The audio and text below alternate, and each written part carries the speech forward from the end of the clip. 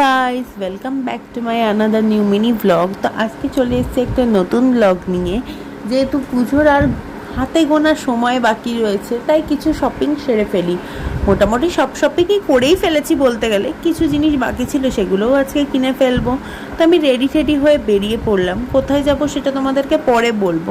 প্রথমে অটো করে নিয়েছিলাম বাড়ি থেকে, কারণ হাঁটা পথে তো কিছুই পাওয়া যায় না, তাই অটো করে চলে এসেছিলাম। এই জায়গাটা সচরাচর যারা দমদম বাগুইআটি এলাকার মধ্যে থাকে সবাই চেনে। তো আমি গেছিলাম হচ্ছে জোড়া মন্দিরের ফ্যাশন সিটি, বিশাল মার্ট, আরও যে পরপর এম বাজার, বিগ বাজার যে রয়েছে ওখানেই চলে গেছিলাম। তো ফার্স্টে ফ্যাশন সিটিতে ঢুকে একটা জিন্স, একটা টপ আর অনেক কিছু নিয়ে নিয়েছিলাম। প্রথমে ভাবলাম ট্রায়াল করে নেবো, কিন্তু ট্রায়ালে ওটা করার আগেই নর্মাল ভিডিও শ্যুট করতে শুরু করে দিয়েছিলাম।